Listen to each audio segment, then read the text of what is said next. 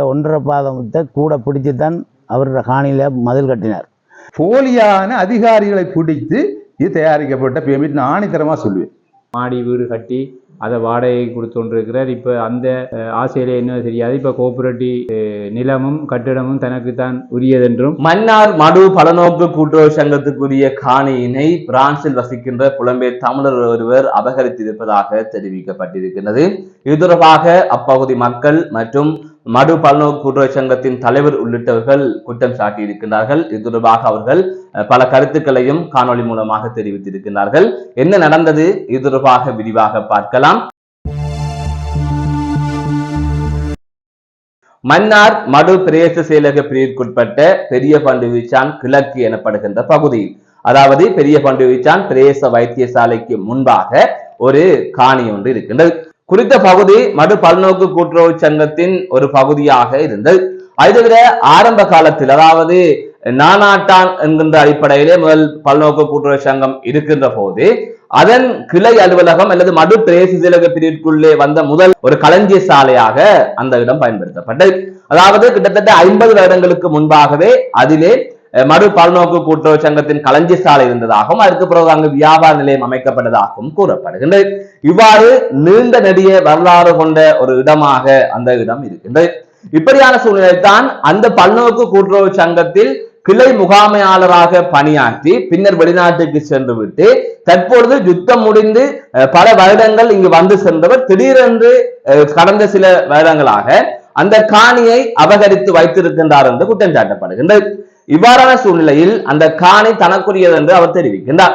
ஆனால் இந்த காணி பல்நோக்கு கூட்டுறவு சங்கத்துக்குரிய காணி 50 வருடங்களுக்கு மேலாக அங்கு மடு பல்நோக்கு கூட்டுறவு சங்கத்தின் செயற்பாடுகள் முன்னெடுக்கப்பட்டு வருகின்றது. மடு பல்நோக்கு கூட்டுறவு சங்கமாக வருவதற்கு முன்பாக, அதாவது நானாட்டன் பல்நோக்கு கூட்டுறவு சங்கம் என்று இருக்கின்ற போதே அங்கு ஒரு களஞ்சிய சாலை அமைக்கப்பட்டிருந்தது. இவ்வாறு இருக்கின்ற போது ஒருவர் இடையிலே வந்து அந்த இடத்தை அபகரித்திருக்கின்றார். அதாவது அந்த இடத்தில் தற்பொழுது எதுவுமே இயங்கவில்லை.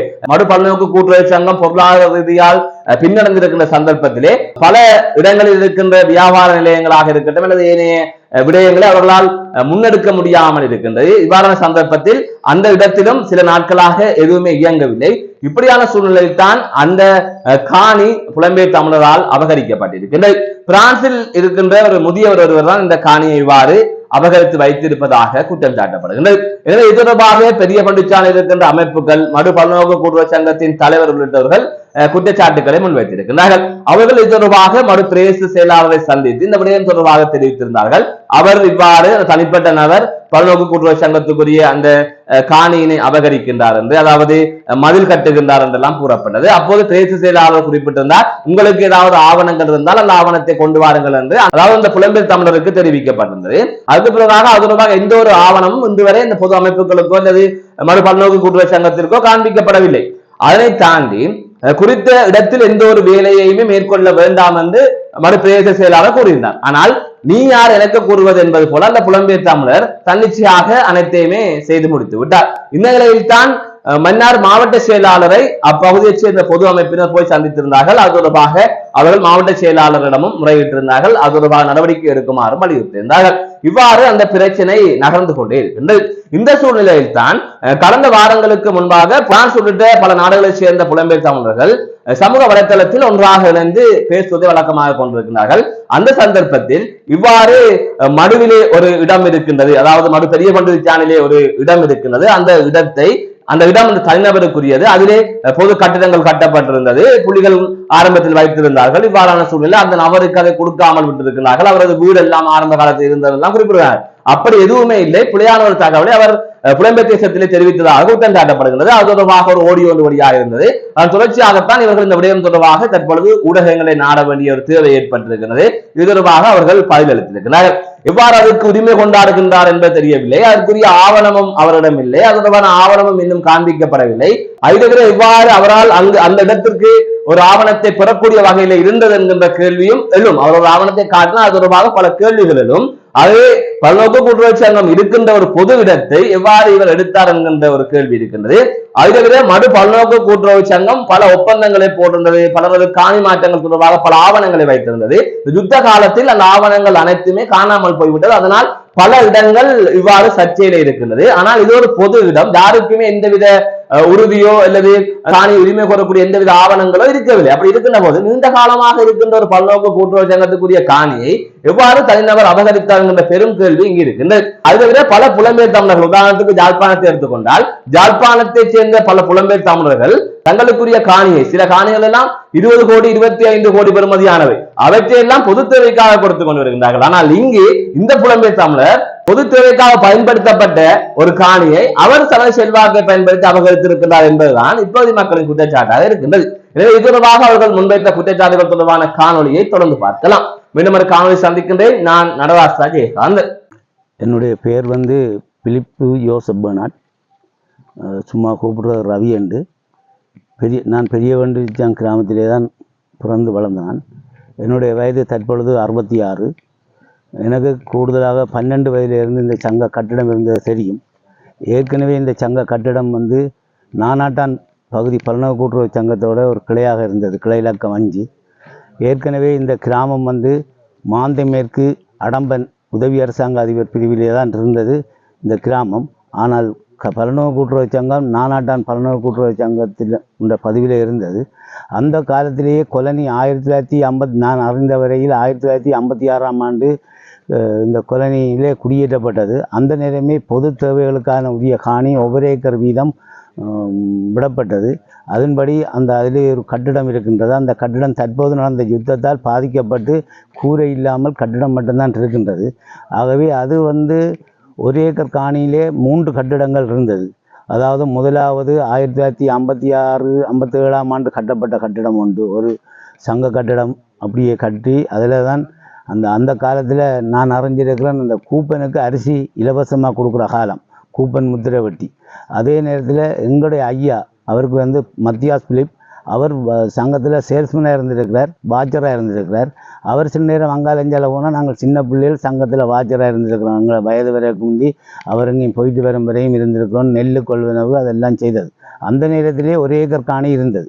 அதற்கு பிறகு கிட்டத்தட்ட ஒரு 76-78ஆம் ஆண்டுக்கு பிறகு ஒரு ஸ்டோர் ஒன்று கட்டப்பட்டது. அந்த ஸ்டோரில் நெல் எடுத்து பண்டமேட் பிஸ்னஸ் நடந்தது, நானாட்டான் சங்கத்துக்குள்ள இருந்தது. 90ஆம் ஆண்டு எங்களுடைய சங்கம் நானாட்டான் பகுதியிலிருந்து பிரிக்கப்பட்டு மடு உதவி அரசாங்க அதிபர் பிரிவிலே சேர்க்கப்பட்டது. அதன்போது எங்களுடைய சங்கத்தை நானாட்டான் பல்நோக்கு கூட்டுறவு சங்கம் பொது முகாமையால் அந்த நிர்வாகம் மடு பிரதேச செயலாளர் ஊடாக இங்கு வழங்கப்பட்டது. அதிலிருந்து இந்த 2 கட்டிடங்களும் இயங்கி வந்தன. ஆனால் யுத்தம் காரணமாக இடம்பெயர்வுகள் ஏற்பட்டது. அதற்கு பிறகு 2010ஆம் ஆண்டு 6ஆம் மாதம் அளவில் மீள்குடியேற்றம் இருந்தது. அந்த நேரமும் அந்த கட்டிடம் அதற்கு பின்பு தொடர்ந்து நல்ல வியாபாரங்கள் மக்களுக்கு உதவியாகவும் இருந்தது. நிவாரண கொடுப்பனவுகள் எல்லாம் அந்த சங்கத்தில் தான் நடந்தது. அந்த 2010க்கு பிறகு இந்த சங்க கட்டிடங்கள் அழிவடைந்த காரணத்தினால் சங்கத்துக்கு ஒரு கட்டிடம் கட்டித்தரப்பட்டது. அவருடைய வீட்டு காணிக்கு அருகாமையிலே ஒரு சிறிய சங்க கட்டிடம் தரப்பட்டது. அதற்கு மிகுதி பணத்தை பிரதான வீதியிலே மதில் கட்டி தந்தார்கள். அப்போ அந்த நேரத்துக்கு வந்து தான் எல்லை கேட்டு கிட்டத்தட்ட 1.5 பாதத்தை கூட பிடிச்சி தான் அவரோட காணியில் மதில் கட்டினார். இப்போ இப்படியே நடந்த போகிறது. இப்போ ஒரு வருடம் 1.5 வருடத்துக்குள்ளே திரும்ப வந்து அந்த மதிலை இருக்கத்தக்கதாக வேலி அடைத்து 2 கட்டிடம் கட்டியிருக்கிறார். பிறகு இப்படியே இருந்து இப்போ ஒரு 8-10 மாதத்துக்குள்ளே அந்த கட்டிடத்தை மட்டும் தனியாக விட்டு சுற்றி வர எங்களை பல்நோக்கு கூட்டுறவு சங்கத்தின் மதிலை சுற்றி வேலி அடைச்சிருக்கு. இது சம்பந்தமாக நாங்கள் கிராம அபிவிருத்தி சங்கம் எங்களுடைய ஊர் மக்கள் சார்பாக பிரதேச செயலாளருக்கு முறைப்பாடு செய்தும் இதுவரையும் வந்து அவர் பார்க்கவில்லை. இதற்கு பிறகு நான் இந்த பெரிய வண்டிச்சான் கிழக்கில் இருக்கிற கிராம அபிவிருத்தி சங்க தலைவருடன் எங்களுடைய மன்னார் மாவட்ட அரசாங்க அதிபரை சந்தித்து எங்களுடைய முறைப்பாடை கொடுத்த பொழுது அவர் சொன்னார், உடனடியாக தான் நடவடிக்கை எடுப்பதாகவும் எங்களது முன்னிலையிலேயே தொலைபேசியில் கதைத்து உடனே பிரதேச செயலாளருக்கு தான் அறிவித்ததை நாங்கள் எங்களை காதால் கேட்டுக்கொண்டிருந்தோம். இதற்கு அடுத்த நாள் 2 நாள் கழித்து வந்து சங்கத்தை வந்து பார்த்துட்டு இப்படியெல்லாம் வேலி அடைத்திருக்கு என்று சொல்லிட்டு தான் நடவடிக்கை எடுக்கன்று போனார். ஆனால் இந்த வரையும் எந்த நடவடிக்கையும் எடுக்கலை. ஆனால் நான் அறிகிற விசாரணை என்று அவர் தற்பையும் மெடிக்கலில் இருக்கிறாருன்னு சொல்கிறார். ஆனால் இப்போ இந்த பிரச்சனை வந்த பிறகு ஒரு பொல்லு உண்டி நடக்கிறார். அவர் கிட்டத்தட்ட எனக்கு ஒரு சொந்த உறவினர். அவர் ஒரு வழியில் எங்களோட ஐயாவோட வழியில் அவர் எனக்கு ஒரு மச்சான், ஐயாவோட அக்காட மகன். இன்னொரு வழியில் நான் கல்யாணம் செய்தது அவருடைய மனசிட அக்கா. ஆனால் உறவினராக இருந்தாலும் நான் கிட்டத்தட்ட 79ஆம் ஆண்டிலேருந்து இன்ற வரையும் பொது அமைப்புகளிலே வேலை செய்கிறேன். முதல் ஆரம்பத்திலே குடும்ப நலத்திட்ட சங்கம், சனசமூல்ய தலைவர், கிராமோதய சபை தலைவராக, மற்ற இதன் பெரிய பண்டி விரிச்சான் ஜிஎஸ்டி நான் பிரிக்கிறதுக்கு முந்தைய கிராம உரிமை சங்க தலைவராக இருந்திருக்கிறேன். அதுக்கப்புறம் கிராமோதய சபை தலைவராகவும் கிட்டத்தட்ட 85-90க்குள்ளே நான் இருந்திருக்கிறேன். அந்த நேரமும் எந்த பிரச்சனை இல்லாமல் இந்த சங்கம் இருந்தது. தற்பொழுது கமக்காரா விவசாய அமைப்பு தலைவராக இருக்கிறேன். ஆகவே இது ஒரு எங்களோட கிராமத்துக்கு சரியான ஒரு கஷ்டத்தையும், எங்களுடைய சங்கத்துக்கு ஒரு இழப்பீட்டையும், மக்களுக்கு பாவிக்கக்கூடிய சங்கத்துக்கு இடையூறு விளைவித்து இவர் கிட்டத்தட்ட 3 மாதத்துக்கு ஒருக்கா இவர் ஆரம்பத்தில் இங்கேருந்து பிரச்சனைப்பட்டு ஜெர்மனுக்கு தான் போனவர். பிறகு ஜெர்மனியில் உழைச்செல்லாம் வந்து அதுக்கு பிறகு திரும்ப மனுஷி எல்லாரையும் கூட்டிக் கொண்டு இப்போ நான் நினைக்கிறேன் பிரான்ஸில் இருக்கிறார். ஆனால் மனுஷி இங்கே ஒரு தரமோ 2 தரம் வந்திருக்கு. அதுக்கு பிறகு பிள்ளைகளை கூட்டிக் கொண்டு வருவார். பிள்ளைகளும் இங்கனைக்கு வந்து 2-3 கல்யாணங்கள் மாறி மாறி செய்து கைவிட்டிருக்கிறார்கள். இப்படி கணக்கு பிரச்சனை. இவர் சரியான முகாமையாளராக இருந்து கொண்டும் இவர் சங்கத்தில் இவர் முகாமையாளராக வேலை செய்திருக்கிறார். இந்த சங்கத்தில் முகாமையாளராக வேலை செய்திருக்கிறார். அப்படி இருந்தும் எங்களுடைய சங்கத்தில் இதை எங்களை விட வயது ஊனாக்கிட்ட கேட்டால் இந்த சங்கத்தில் நான் அறிஞ்சதை விட இன்னும் கூட சொல்லக்கூடிய மாதிரி இருக்கும். ஆகவே இதுக்கு நடவடிக்கை எடுத்து இந்த மக்களுக்கு எங்களுடைய சங்க கட்டிடத்துக்குரிய ஒரே காணியை விடுவிப்பு செய்து தருமாறு உங்களை அனைவரும் கேட்டுக்கொள்கிறேன். என்னுடைய பெயர் ஜோசப் ஜோன் பப்டிஸ்ட் ரொட்ரிகோ. நான் இளைப்பாறியோர் ஆசிரியர். அத்தோடு மன்னர் மாவட்ட சென்ட் ஜோன் ஆம்புலன்ஸ் படையணியின் உதவி மாவட்ட ஆணையாளர், மேலும் சமாதான நீதவான் ஆக இந்த மன்னர் மாவட்டத்திலே பணியாற்றி வருகின்றேன். நான் 1956ஆம் ஆண்டு 6 மாத குழந்தையாக இந்த கிராமத்துக்கு குடியேறியவன். இந்த மண்ணிலே பிறந்து இந்த மண்ணிலே தவழ்ந்து இந்த மண்ணை உண்டு வாழ்ந்தவன். எனக்கு இந்த கிராமத்தின் வரலாறு ஆயுதொடக்கம் அந்த வரைக்கும் தெரியும். அந்த வகையில் நான் இந்த கிராமத்தில் இந்த பாடசாலையில் பெரியவன் பாடசாலை கல்வி கற்று ஓயில் சித்தி அடைந்து எனக்கு தொழில் இல்லை. எங்கள் குடும்பத்தில் 8 பிள்ளைகளான அப்படியால் தொழிலாக காரணத்தை எனக்கு தகப்பன் சொன்னார், இந்த கோப்பரேட்டிவ் அருகில் ஒரு சின்ன துண்டு காணி கிடக்கின்றது, இந்த காணியை துப்புரவு செய்து நீர் ஒரு சைக்கிள் கடை போட்டால் நம்ம குடும்பத்துக்கு வருமானமாக போகும் என்று என் தந்தை கூறல. அதன்படி நான் அந்த காணியை 73ஆம் ஆண்டு டிசம்பர் எக்ஸாம் எழுதினான். 74ஆம் ஆண்டிலிருந்தே அந்த காணியை நான் கீழ்காடு வெட்டி துப்புரவு செய்து வந்தேன். அந்த வேளையில் திரு மோசஸ் ஞானப்பிரகாசம் என்பவர் அவ்வழியால் வந்தவர், இந்த காணி யாருடையது, ஏன் வெட்டுகின்றீர் என விசாரித்தார். நான் இது அரச காணி, இதை நான் வெட்டுகின்றேன், என்னத்துக்கு வெட்டுறீர்? அப்போ என்ன தந்தையார் கூறினார், எனக்கு சைக்கிள் கடை போட்டால் வருமானம் வரும், 8 பிள்ளைகள் கஷ்டம்தானே என்று, அதுக்காகத்தான் வெட்டுறேன். இப்படி கேட்டுக்கொண்டு அவர் சின்ன பண்டிச்சானில் கோஆபரேட்டிவில் மேனேஜராக வேலை செய்தவர், போய் வருவார். தொடர்ந்து என்ன விசாரிப்பார், இந்த காணி நான் இதுக்கு தான் வெட்டினேன், யார் விட்ட சொன்னது, உங்களோட அப்பா தான், என் அப்பா விட்ட சொன்னது நான் கூறுறேன். பிறகு ஒரு நாள் வந்து ஒரு கிழமை இப்போ வந்து கேட்டார், தம்பி எனக்கு இதில் ஒரு சுண்டு காணி விட்டு தருவீரா? நான் சொல்கிறேன், மோசன்னு நீங்கள் நல்ல வேலை சொல்கிறீங்க, எங்களோட அப்பா எனக்கு விட்டு சொல்லி எனக்கு தொழில் இல்லையென்று கடை போட சொல்கிறார், நீங்கள் வந்து அதில் காணி கேட்குறீங்க, அது அப்பாட கேட்காம செய்ய இயலாது என்று நான் மறுப்பு தெரிவித்தேன். இவர் தொடர்ந்து என்ன வற்புறுத்தி வந்தார். பிறகு ஒரு நாள் வீட்டை வந்துட்டார். வீட்டை வந்து எங்களோட நேரடியாக எங்கள் அண்ணாவை பிடிச்சி, எங்களோட அண்ணா இவரோட படித்தவர், அண்ணாவை பிடிச்சி இந்த காணி எனக்கு ஒரு தம்பியை விட்டு தர சொல்லுறது, ஒரு 50 அடி அகலமான துண்டும் ஒரு 100 அடி நீளமாக துண்டும் கீழ்காடு தான் வெட்டி இருக்கிற விட்டு தர சொல்லி கேட்டார். அப்போ அண்ணா அப்பாட்ட கேட்டார். அப்பா கூறினார், தம்பி இது ஒரு வேளை அரசாங்கம் காணி எடுத்தாலும் இது டிஸ்பென்சரிக்கு முன்னாலும் சிஓ குவார்ட்டர்ஸுக்கு பக்கத்திலும் இங்கே பாடசாலையோடு சேர்ந்து நடுவில் இருக்கிற காணியால் அரசு ஒருகளை சுவீகரிக்கலாம். ஆகவே இந்த காணியை அவர் கேட்ட பரவாயில்ல கொடுப்போம் என்று எனக்கு கூறினார். ஆகவே நான் சொன்னேன், மோசம்னா நீங்கள் இதில் ஒரு நீங்கள் கேட்ட மாதிரி 50 அடி ரோட்டு பக்கமாகவும் 100 அடி இது காடையை பிடிச்சி நான் மிச்ச காணியை வெட்டுறேன், நான் காடு வெட்டி துப்புராக்கி கீழ்காடு வெட்டினேன். அவர் உடனடியாக காட்டை வெட்டி அதில் ஒரு சிறிய சொன்ன அவர் தேநீர் கடை போட போகிறேன். தேநீர் கடை ஒன்றை அதில் ஆரம்பித்து கொஞ்சம் அதுக்கப்புறம் திருமணம் முடிஞ்சுதார். அதிலே வீட்டை அணைச்சி தேநீர் கடையோடு சேர்த்து ஒரு ரூம் வீட்டாக அணைத்து அதிலே குடியிருந்தார். குழந்தையும் பிறந்த உண்டு.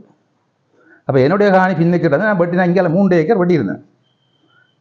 இவரே நினைச்சார் காலப்போக்கில் எனக்கு வசதி இல்லை, எனக்கு இந்த காணியை ஃபுல்லாக வெட்டி வேலி கம்பி வேலி அடைக்கிறதுக்கு நான் முள் வேலியாக போட்டிருந்தேன், மரங்களை வீர மரங்களை தரைச்சி முள் வேலி. இவர் அந்த வேலிகள்லாம் எரிச்சு இந்த காணியை பிடி கொள்கிட்டார். நான் இது சம்பந்தமாக இங்கே உள்ள அதிகாரிகள் முறையிட்டாலும் இவர் அவங்களுக்கு ஏதோ வசப்படுத்தி அவர்கள் அந்த காணியை அக்கறை எடுக்கிற இந்த சம்பவம். ஆக இது சம்பந்தமாக நான் அப்பொழுதே 79ஆம் ஆண்டு அளவில் இது நான் முறையிட்டிருந்தேன். நான் 78 79ஆம் ஆண்டில் காணி ஆணையாளர் கொழும்புக்கு எழுதுனேன். இப்படி இந்த காணியை நான் கொடுத்ததும் இல்லாமல் இந்த காணி இவர் அணுவணுவாக பிடிச்சி கொண்டு வராரு. இப்போ அங்கேருந்து கொழும்பிலிருந்து காணி ஆணையாளராக மன்னாரில் உள்ள மக்பூல் ஜிஐக்கு ஒரு தகவல் வந்து உடனே அந்த காணி விசாரித்து தீர்க்க சொல்லி, அப்பொழுது இருந்த அரசாங்க அதிபர் மக்பூல் ஜிஏ அவரோட சேர்ந்திருந்த மரியதாஸ் என்ற ஒரு காணி பொறுப்பான ஒரு காணி அதிகாரி அவர்கள் வந்து உடனடியாக காணி கச்சேரி நடந்தது. காணி கச்சேரி நடந்து உடனடியாக காணி எனக்கு கேட்டார், உமக்கு காணி நான் இதில் புண்டுகர் பிடிச்சினான் சார். இப்போ இவருக்கு வேறு காணி இருக்கு. இவர் காணி வேறு இருக்கு. 2 ஏக்கத்தில் காணி ஒன்று வச்சிருக்கிறார். மோசஸ் ஞானப்பிரகாசம் 2 ஏக்கத்தில் காணி இருக்கு. அதுபோக மனைவி, அப்போ அவர மனைவிக்கு இதில் அரை ஏக்கரும். என்னட்ட கேட்டார், உமக்கு சகோதரங்கள் இருக்கா? சகோதரங்கள் இருக்குது, வயதும் சகோதரர்கள் இருக்கிறாங்க. ஆகவே எனக்கும் என் தங்கச்சிக்கும் அடுத்த தங்கச்சிக்கும் 18 மேற்பட்டார்கள். அவள் இருக்கும் 1.5 ஏக்கர் எங்களுக்கும், அவருக்கு அரை ஏக்கர் மோசஸ் ஞானப்பிரகாசம் பேரில் தான் வழங்கப்பட்டது. இவ்வளவுதான் அவருக்கு கொடுத்த காணி. இது போக அவருக்கு அங்கே காணி எங்கே இருந்தது, 2 ஏக்கர் காணி இருந்தது. அப்படின்னா அவர் காணி கொடுப்படையில்லை. அதற்கு பிற்பாடு 4 வருஷத்துக்கு பிறகு முள்ளிக்குளம் கிராமத்தில் கோல் பண்ணுறாங்க, இளைஞர்கள் இருந்தால் படித்த இளைஞர் காணி வழங்கப்படும் என்று. அப்பொழுது இவர் மோசஸ் ஞானப்பிரகாசம் அப்ளை பண்ணுறாங்க, என்னுடைய 2 அண்ணர்மாரும் அப்ளை பண்ணுறாங்க. எல்லாருக்கும் காணி கட்சி, எல்லாருக்கும் காணி வழங்கப்பட்டது. அப்போ எனக்கு தெரிஞ்ச வகையில் 5 ஏக்கர் வெள்ளாம காணியும் 1 ஏக்கர் வீட்டு காணியும் உண்டு சொல்லி எங்களோட அண்ணாக்கள் சொன்னார். அதில் போய் விட்டார். ஆனால் எங்களோட அண்ணாக்கள் போய் துப்புரவாக்கவில்லை. ஆனால் மோசஸ் ஞானப்பிரகாசம், கிங்ஸ்லி, ரத்தினம், அவங்களோட சகோதரங்கள் இவ்வளோ பேரும் போய் காணி துப்புரவாக்கி அங்கே அந்த காணியில் குடியேறினாங்க. காணி அவங்களுக்கு இருக்குது, அங்கேயும் காணி இருக்குது, இந்த கிராமத்தையும் காணி இருந்தது. இதற்கு பிற்பாடு இந்த கோஆபரேட்டிவ் வந்து நான் சின்னனாக இருக்கிற காலத்திலிருந்து இந்த கோஆபரேட்டிவில் தான் பருப்பு வாங்கி மாவு வாங்கி திண்டு வளர்ந்தேன். இந்த கோஆபரேட்டிவ் 56ஆம் ஆண்டில் இருந்து நான் சின்னனாக எனக்கு 10 வயசு வர டைமில் அந்த கோஆபரேட்டிவில் சாமான் வாங்கி சாப்பிட்டேன். அவ்வளோ கொள்வனை செய்தனா எனக்கு தெரிந்த கோஆபரேட்டிவ் இதுக்குள்ளே. இந்த கோஆபரேட்டிவோடு சேர்ந்து இதுக்குள்ளே ஒரு களஞ்சியமும் இருக்குது, கோஆபரேட்டிவ் பில்டிங்கும் இருக்குது, அதுக்குள்ளே ஒரு களஞ்சியம், உணவு களஞ்சியம் இருக்குது. 2 பில்டிங்கும் இருந்து சுமார் கிட்டத்தட்ட 1 ஏக்கர் இந்த கொடியேற கிராமத்தில் குடியேற்றத்தில் கிட்டத்தட்ட எல்லா பொது நிறுவனங்களுக்காக குடியேற்ற அதிபர் காரியாலயம், பொது மருத்துவமனை காரியாலயம், டிஸ்பென்சரி எல்லாத்துக்கும் கிட்டத்தட்ட 1 ஏக்கர் காணி மட்டும் ஒதுக்கப்பட்டிருந்தது. ஆனால் 1 ஏக்கர் காணியும் துப்புரவு செய்யப்படாமல் முன்னுக்கு அரை ஏக்கர் அப்படியா தான் துப்புரவு அமைச்ச காடை தான் கிடந்தது. அப்போ அந்த காணி கிடக்கைக்குள்ள இவர் என்ன செய்தார், இந்த 1 ஏக்கர் காணிக்கு இதுக்குள்ளே இருந்து கண்டு அணுவாக பிடிச்சி வந்தார். பிடிச்சி போய் அங்கால கோப்பட்டி பக்கத்தாலேயும் வட்டி கொண்டு வந்தார். பின்னால் கோப்பட்டி காணியை விட்டு பின்னால் வட்டி கொண்டு வந்தார். வட்டிக்கு வந்து இடையில இவர் இருந்து பிரச்சனை வரையில் ஓடி நாட்டோடு ஓடிச்சார். இதுக்கு பிறகு கோஆபரேட்டிவில் அவர் வேலை செய்து கொண்டிருந்த நேரத்தில் கோஆபரேட்டிவில் ஒரு களவு வீடு, ஒரு கிறிஸ்மஸ் டைமில் வந்து நிறைய சீத துணிகள் வந்தது, களவு வீடு. களவு போனால் இவர் தான் மேனேஜர். அங்கேருந்து அதிகாரிகள் வந்து பார்வையிட்ட நேரத்தில் ஸ்வீட்டார் மேலால் ஓட்ட இறங்கி உள்ளே வந்து களவு எடுத்துட்டு போயிட்டாங்க. இங்கே வந்து அதிகாரிகள் கதவை திறந்து பார்த்தா ஓட்டுக்குள்ளே உள்ள சிலந்தி வேலை பீவடையில் சிலந்தி வேலை அப்படியே தொட்டிலாக கிடக்கு. அப்பொழுது அந்த அதிகாரிகளுக்கு சந்தேகம் வந்துட்டது, இது மேலாலிருந்து கள்ளன் வரையில் கீழால் திறந்து தான் போயிருக்கு. ஆகவே அதனால தான் இவர்கள் வெளிநாட்டுக்கு ஓடினார், நாட்டை விட்டு ஓடி விட்டார்.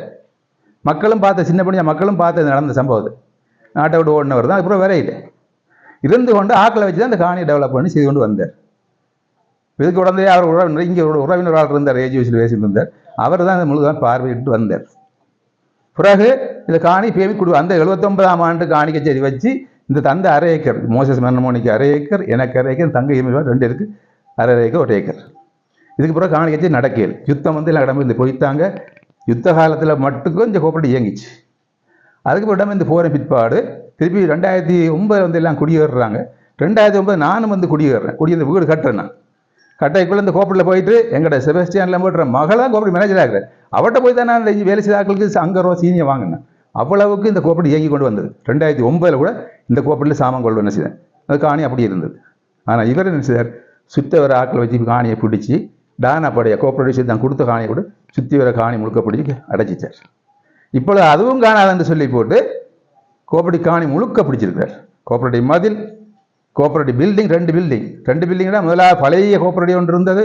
அது உடைஞ்சு தகர்ந்து போகல. இப்பயும் பார்க்கலாம், காட்டுக்குள்ளே இருக்குது. முழு கோப்புசம் மட்டும்தான் இல்லை, பில்டிங் அப்படியே இருக்குது. அதே மாதிரி களஞ்சிய சாலையும் இருந்து அது முழுசாக இருக்குது. அப்படி நான் போய் பார்த்தேன், நன்மையில் முழுமையாக கட்டணம் இருக்குது. அதுபோக புதுசாக கட்டப்பட்ட கோஆபரேட்டிவும் இயங்கின கோஆபரேட்டிவும் இருக்குது. 3 கட்டணம் இருக்குது.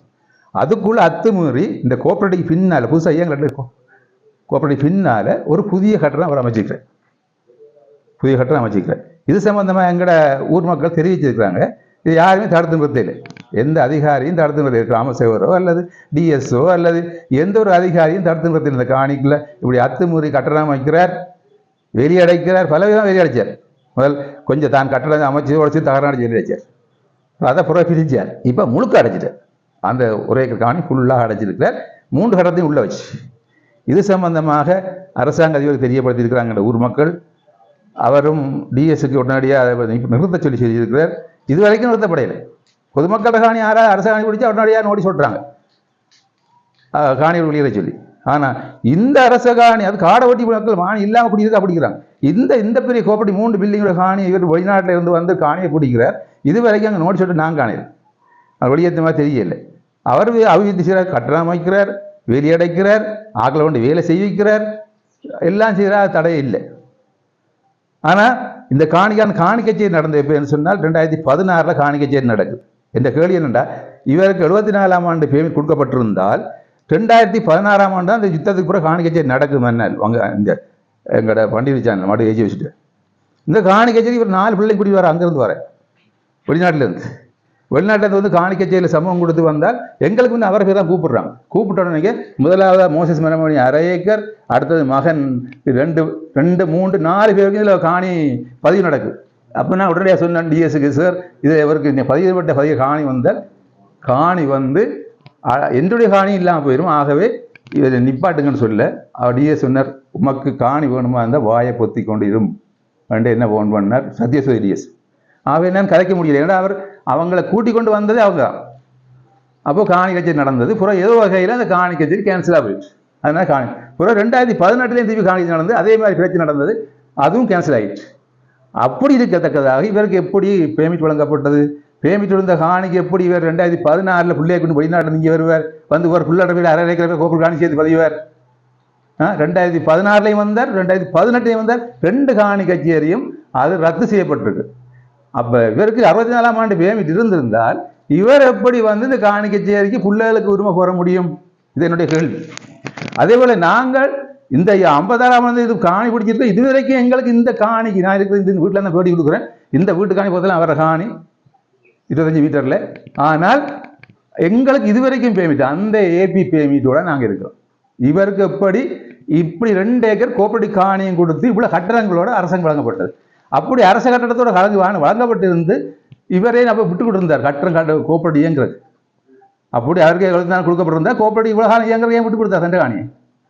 இது போலியான அதிகாரிகளை பிடித்து இது தயாரிக்கப்பட்ட பேமெண்ட். நான் ஆணித்தரமாக சொல்லுவேன், என்ன கோர்ஸுக்கு கூப்பிட்டாலும் சொல்லுவேன், இந்த பேமெண்ட் வந்து போலித்தனமாக வழங்கப்பட்டிருக்கு. இது சம்பந்தமாக நான் அதிகாரிகளுக்கும் கூறியிருக்கிறேன். இதை பரிசீலிக்க சொல்லி நான் சம்பந்தப்பட்ட அதிகாரி கூறியிருக்கிறேன். இது சம்பந்தமாக இந்த பேமெண்ட் வந்து போலியான பேமெண்ட்டாக இருக்கலாம், உடனடியாக பரிசீலிங்க. எங்களுக்கு அவருக்கு முன்கூடியவர் எங்களுக்கு பேமெண்ட் இல்லை. ஆனால் அவருக்கு எப்படி பேமெண்ட் வழங்கப்பட்டது? இவர் ஏதோ ஒரு வகையில் கைவிட்டு கொடுத்து இந்த காணிக்கு இந்த அதிகாரிகளை முடக்கி இந்த காணியை தன்வசப்படுத்தி இருக்கிறார். இது மக்கள் இந்த அப்போ குடியேற்றப்பட்டது 150 குடும்பங்கள், இப்போ கிட்டத்தட்ட 1000 குடும்பங்கள் இருக்குது. 1000 குடும்பங்களும் பலன் பெற்ற ஒரு கோஆபரேட்டிவ் காணியை தனியார் வெளிநாட்டிலிருந்து வந்து இங்கே வந்து சுவீகரித்து கொண்டு இந்த மக்களுக்கு அச்சுறுத்தல் விட்டு கொண்டிருக்கிறார். அங்கிருந்து லோயர்கிட்ட கடிதம் வருது மக்களுக்கு, அவருடைய அரசுடைமை அவருடைய ஆதனத்தை நீங்கள் மக்கள் எதிர்க்கிறீர்களாகவே நீங்கள் வெளியேற உங்களுக்கு சட்டம் எடுக்க. இந்த லோயர் பரிசிச்சா லோயருக்கு இது ஹிஸ்டரி இருக்கான்னு பாருங்க, கச்சேரியில் இதற்கு 64ஆம் ஆண்டு 74ஆம் ஆண்டு அந்த காணிக்கு ஹிஸ்டரி இருக்கான்னு பாருங்க. ஏபி பேமெண்ட் ஹிஸ்டரி வரும், என்னோட வழங்கப்பட்ட ஏபி பேமெண்ட்டுக்கு என்னோட ஹிஸ்டரி வரும். நான் கேட்டுக்கொள்வது, இவர் எல்லாம் போலியான முறையில் இவர் கையூட்டு கொடுத்து அதிகாரிகளை முடக்கி இந்த வேலை செய்திருக்கிறார். தயவு செய்து மக்கள்கிட்ட பொதுமக்கள் பண்டு வச்சான்பால் பொதுமக்கள் 1000 குடும்பங்களோட பொதுநலன் கருதி இந்த காணியை மீட்டு மக்கள்கிட்ட பாவனை விட வேண்டும். இப்படியான ஊழல் மோசடிக்காரர்கள் எந்த அதிகாரியாக இருந்தாலும் அவர்களுக்குரிய சட்ட நடவடிக்கை எடுக்க வேண்டும். ஏனைய மக்களும் அயலுள்ள மக்களுக்கும் காணிகளுக்கான அனுமதி பத்திரங்கள் வழங்கப்பட வேண்டும். இது நிச்சயமாக நீதியின் பேர தர்மதியும் நான் கேட்டுக்கொள்கிறேன். மேலுமாக இந்த இதுக்குள்ள காணிக்குள்ள அவியச்சர் அவர் இல்லை, அவர் இந்த காணியை வாடகை கொடுக்கிறார். இந்த காணி வந்து மெப் நிறுவனத்துக்கு கண்ணி வழியாக நிறுவனத்துக்கு கொடுத்திருக்கிறார். 1 லட்சம் ரூபாய் வாடகை. அதுக்குள்ள அப்ஸ்டேர் கட்டணம் போட்டிருக்கிறார், 3 சின்ன கட்டணம் போட்டிருக்கார், புதிதாக கட்டணம் வச்சிருக்கிறார். இப்ப இவ்வளவு கட்டுறதுங்களையும் வாடகை கொடுத்து 1 லட்சம் மாசம் காணியும் வித்து போட்டு அந்த காசை கொண்டு வெளிநாட்டுக்கு போனார். இப்ப அரச காணி எடுத்து விற்பனை செய்யறவர்களுக்கு காணி வழங்கப்படுது இங்க. ஆனால் இங்க குடியிருக்கிற எங்களுக்கு இதுவரைக்கும் APPM இருக்கு, எங்களுக்கு வெளியேற சொல்லி நோட்டீஸ் போடுறாங்க. எங்களுக்கு இங்க எங்களை மாடு பிரேசா எங்களை வெளியே காணியில் வெளியேறங்க இப்படி நோட்டீஸ் வந்துருக்கு, எனக்கு கூட வந்துருக்கு. எப்படி நீதி நடக்குது? இது யாரு கேட்கிறது? எந்த அரச இந்த அரசையா ஏன் பயப்படுறாங்கன்னா அந்த அரசு நடவடிக்கை எடுத்தால் ஏதோ ஒரு பொங்கல்ல அரசு அதிகாரிகள் வேலையின்றி போக வேண்டி வரும். இப்ப கிளீன் ஸ்ரீலங்கான்னு சொல்லுறீங்க, கிளீன் ஸ்ரீலங்கா கிளீன் பண்ணுங்க, DSO கிளீன் பண்ணுங்க, GSல இருந்து கிளீன் பண்ணுங்க, இந்த நாட்டை கிளீன் பண்ணுங்க. ஏனென்றால் அநீதியான காணி பகிர்வு நடக்குது. அதிகாரம் ஜனாதிபதியோட காணி கொடுக்கப்பட்டிருக்கு டிஎஸ்க்கு தான் இப்போ அதிகாரம். நினைச்சாக்களுக்கு காணி கொடுக்குறார், நினைச்சாக்கள் விற்கிறார், விற்கிறாங்களுக்கும் வருமானம் தர்றாங்களுக்கும் காணி வழங்கப்படுது. உண்மையான தேவையில் உள்ள பொதுமக்களுக்கு காணி வழங்கப்படுது. நான் 56 70 வயது எனக்கு. இதுவரைக்கும் எனக்கு இந்த நான் இருக்கிற இந்த காணிக்கு அப்பொழுது தரப்பட்ட அந்த மக்பூல் தரப்பட்ட 1/2 ஏக்கர் பேமெண்டோடு நான் வாழ்ந்து கொண்டிருப்பேன். எனக்கு தரப்பட்ட வெட்டுக்காடு ஒரே ஏக்கர் காணிக்கும் இதுவரைக்கும் APPM நான் இருக்கிறேன். இதுவரைக்கும் காணி எத்தனையோ காணிக்கு பங்கு வைக்கிறோம். இதுவரைக்கும் எங்களுக்கு LDA வழங்கப்படாது. இவருக்கு எப்படி இந்த அரசு 3 கட்டடத்தோட 1 ஏக்கர் காணி எப்படி வழங்கப்பட்டது? இந்த உறுதியை நீங்க பரிசீலிக்க வேண்டும். மக்கள் இதுக்கான குரல் கொடுக்கிறார்கள். மக்களை கூட உதாசீனம் செய்து இந்த மன்னார் மாவட்டம் அவர் தனியாருக்கு இவ்வளவு தூரம் செய்தால் இது 100க்கு தான் கையூட்டு.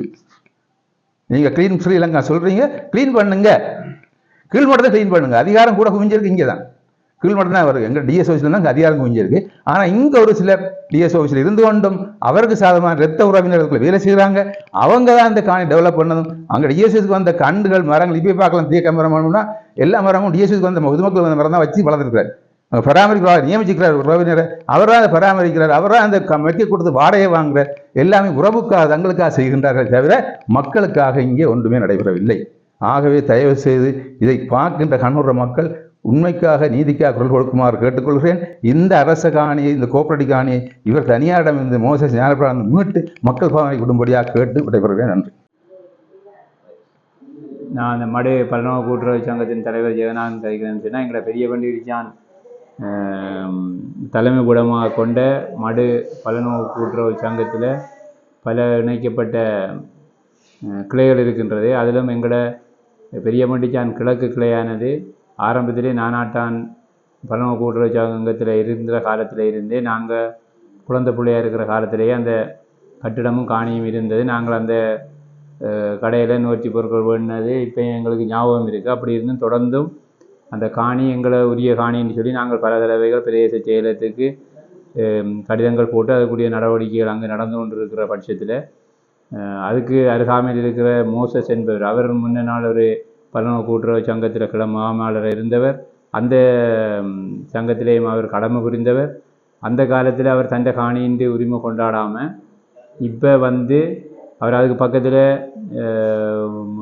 மாடி வீடு கட்டி அதை வாடகை கொடுத்து கொண்டிருக்கிறார். இப்போ அந்த ஆசையில் என்ன தெரியாது. இப்போ கோஆபரேட்டிவ் நிலமும் கட்டிடமும் தனக்குத்தான் உரியதென்றும் அது தொடர்பாக பிரதேச செயலாளரோட தொடர்பு கொண்டு அந்த காணிக்கு தன்னை பெற்று தருமாறி கேட்டதுக்கு பிரதேச செயலாளர் எங்களுக்கு கடிதம் அனுப்பியிருக்கிறார். ஆனால் பிரதேச செயலாளர் எங்களுக்குரிய சகல விதமான ஒத்துழைப்பையும் வழங்கி அந்த காணி பல்நோக்கு கூட்டுறவு சங்கத்துக்கு கொடுக்கறதுக்கு முன்மாதிரியாக நடந்து கொண்டிருக்கிறார். ஆனால் இவர் நேரடியாக பிறகு வழக்கறிஞர் ஊடாக தொடர்பு கொண்டு எங்களுக்கு வழக்கறிஞர் ஊடாகவும் ஒரு கடிதம் ஒன்று வந்திருக்கு. ஆனால் நாங்கள் மேலும் எங்களுடைய இயக்குநர் சபை மற்றும் எங்களுடைய கூட்டுறவு ஆணையாளர் ஊடாக பல செய்திகளை அனுப்பியும் பல கடிதங்கள் அனுப்பியும் இப்போ நடவடிக்கைகள் நடந்து கொண்டு இருக்குது. ஆகவே இந்த 1958ஆம் ஆண்டு குடியேற்ற திட்டத்தில் இருந்தே இந்த பெரிய வண்டிச்சான் கிழக்கு கிளை அங்கு இருந்ததாக பெரியவர் சொல்கிறார். நாங்கள் குழந்தை பிள்ளையாக இருந்த காலத்தில் எங்களை பெரிய ஒரு கட்டிடம், ஸ்டோர் கட்டிடம் ஒன்று இருந்தது. அதுக்கு பிறகு அந்த கட்டிடம் பழுதடைந்த நிலையில் அதுக்கு பிறகு இன்னொரு கட்டிடம் கட்டி அதில் வியாபார நடவடிக்கைகள் நடந்தது. அது யுத்தம் காரணமாக அழிக்கப்பட்டு பிறகு 2000 யுத்தத்துக்கு பிறகு நாங்கள் இங்கே குடியமர்ந்த பிறகு நிறுவனம் ஒன்றால் எங்களுக்கு புதிய கட்டிடம் ஒன்று கட்டப்பட்டு தந்து அதிலேயும் வியாபாரங்கள் இன்றைக்கு 2-3 வருடங்களுக்கு முன்னர் நடந்தது. ஆனால் நிதி நிலைமை காரணமாக அந்த வியாபாரத்தெல்லாம் மூடப்பட்டுள்ளது. ஆனால் அந்த கட்டிடம் புதிதாக இருக்கின்றது. இப்போ அந்த கட்டிடத்தை சுற்றி அவர் வேலி போட்டு ஒவ்வொரு முறையும் இவர் வெளிநாட்டில் இருந்து வரைக்குள்ள கொஞ்சம் கொஞ்சமாக பிடிச்சி இந்த காணிக்கு பிரச்சனை கொடுத்து கொண்டு இருக்கிறார். இவரும் இந்த ஊரில் இருந்து வாழ்ந்த மனிதர் இத்தனை ஆண்டுகளுக்கு இல்லாத ஒரு அற்ப ஆசையை வச்சுக்கொண்டு இந்த மக்கள்ற ஒரு சொத்தை அபகரிக்கிறதுக்காக பார்த்து கொண்டிருக்கிறார். ஆகவே இதுக்காக மேலதிகாரிகளான நாங்கள் இது தொடர்பாக கிராம மக்களும் பெரிய பண்டிச்சான் கிழக்கு மேற்கு எல்லா மக்களும் கையெழுத்து வைக்கப்பட்ட கடிதங்கள் ஆளுநர் மற்றும் மாவட்ட செயலாளர் பிரதேச செயலாளர் எல்லாருக்கும் அனுப்பியிருக்கின்றார்கள். அதேபோல் நாங்களும் எமது பல்நோக்கு கூட்டமைப்பினரால் உரிய நடவடிக்கைகளை எடுத்துக்கொண்டிருக்கிறோம். ஆகவே இந்த உரிய எங்களோட சொத்தை பெற்று தருமாறு உரிய அதிகாரிகளிடம் கேட்டுக்கொள்கிறேன்.